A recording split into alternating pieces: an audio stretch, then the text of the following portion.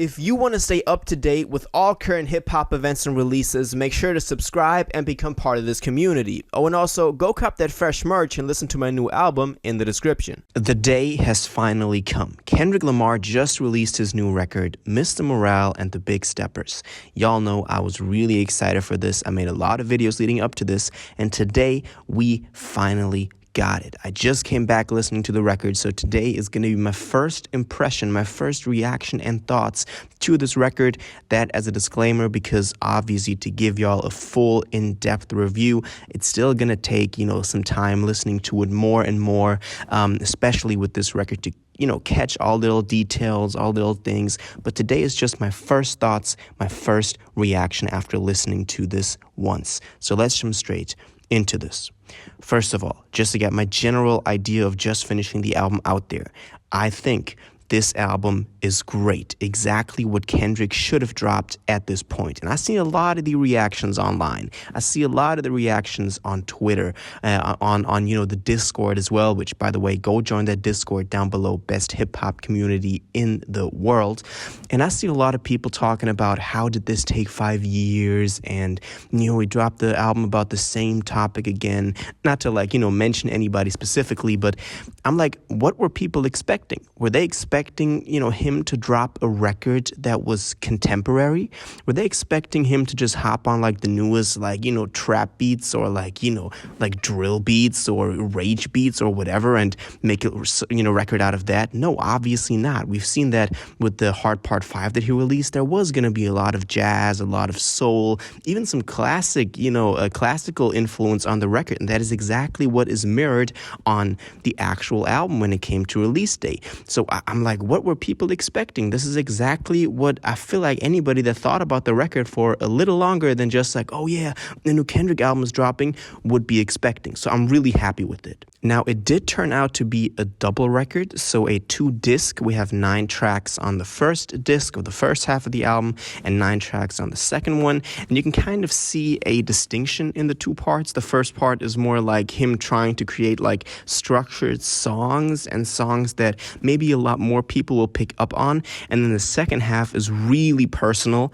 Him talking about some stuff he's never talked about in his entire career, and him just going into a lot of, details about his personal life, what he's going through and all of that I think a lot of fans are very, very excited to hear, and also, just gives a little bit more insight to him as a person. So the second part is definitely the more personal part, even though in total this album is deeply personal and a lot of stuff that we didn't know about Kendrick and that he just now wanted to bring us with this new record. And on a lot of, moments in this, on this whole album, it's just poetry, especially on the second half of it. But also a couple of tracks on the first half, on the first disc, is just some of the verses are just straight poems, are just him going in and more speaking it.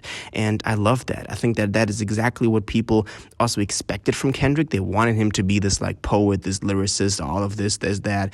But then they complain when he's not the rapper again. But I think he found a really good balance on this new record to balance out both of those, parts of his artistry, and on both of the records, but then also about the discs and then also on each record itself. Now, we did get a couple of features on there, just like I expected and as I laid out in that video. We did have Baby Keem and Tana Leone on there, the only other people signed to PG Lang, so that made sense that he would put them on there. We also got a Blast feature, we got a Summer Walker feature. Kodak was on here 5 or 6 times, and I don't know who asked for Kodak, especially also on a track like Mother I Sober, which is deeply personal and very, very, just special to him. You can feel that. That's probably the track he spent most time writing on. And then the track just finishes out, and then at the end, Kodak comes in, and it's just I choose me. And it's just who asked for that? Who asked for Kodak to be on this last part of this very personal Kendrick track? Now, I know a lot of people defending Kodak out there, but I just don't think that a lot of the Kodak appearances were necessary on here. They didn't, take away from the enjoyment of this thing or the meaning behind it, but it was just unexpected, and I guess I would have felt better about it without the Kodak in there.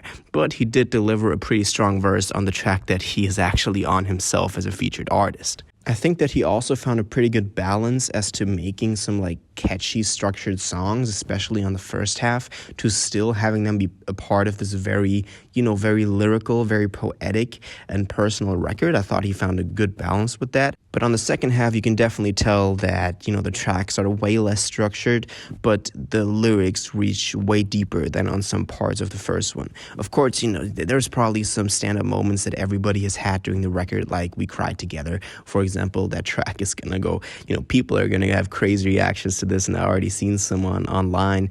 So let me know what y'all think about that track. But in all, I think this record is still gonna, need some time to develop, to have people be like, oh yeah, look back at this, and that was like a great moment. The same happened with To Pimp a Butterfly. When that dropped, people didn't love it immediately. They wanted some more like standout singles like they got on Section 80 or on Good Kid, Mad City, where you could like pick a song and play it for your friends and be like, oh, check this out. And even if they didn't understand the whole context of the record, they were like, oh, okay, this is bumping. And you can kind of do that on To Pimp a Butterfly, but really not in the same way as, you could have done that before. So I'm guessing it's going to be the same way. I'm guessing N95 is going to get played a lot when people are referring to this record just because it goes the hardest and is probably the closest to what a mainstream sound would sound like. But I do think that in a couple of years' time, we're going to look back on this. And the whole argument about it took 5 years to make this, Kendrick is just a man himself. He talks a lot about, taking that break on the record, working 2 years on the record, taking 3 to get his mind right. Also, especially when this album just starts out on United in Grief, and he references the exact number of days that he's been gone ever since Damn dropped and how it took him that long to make the record. So I think, stuff like that is really personal and gives it a little bit more character as well. And it's like, yeah, it took 5 years to make this. And, there's a lot of maturing that, he's gone through, especially also referring to his kids. There's also a lot of that on here, and name dropping Whitney, his wife, a lot on here. I've never seen him do that before either. So you can see this is actually about him, and he needed those 5 years to mature, to grow in a lot of ways, especially also as a father. I think that was the right time at the right moment that he took that break.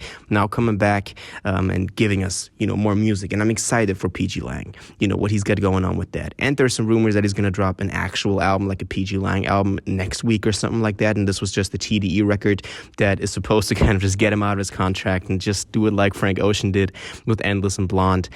But I guess that's just a theory, and I don't think that's actually real. But yeah, those are my thoughts on Kendrick, Mr. Morale, and the Big Steppers. Gonna take people some more time to actually realize how amazing this is. But let me know what you think about this.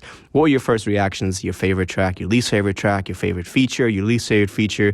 Do you agree with me on a lot of this stuff? Do you disagree? And if so, why all of this? Please let me know in the comments down below. If you watched this video to the end and liked it, and you want to stay up to date with all current hip-hop events and releases, make sure to subscribe, turn on notifications, hit that like button, and go follow my social media, and most importantly, join my Discord in the description. Until the next one, you'll have an incredible day, and y'all take care.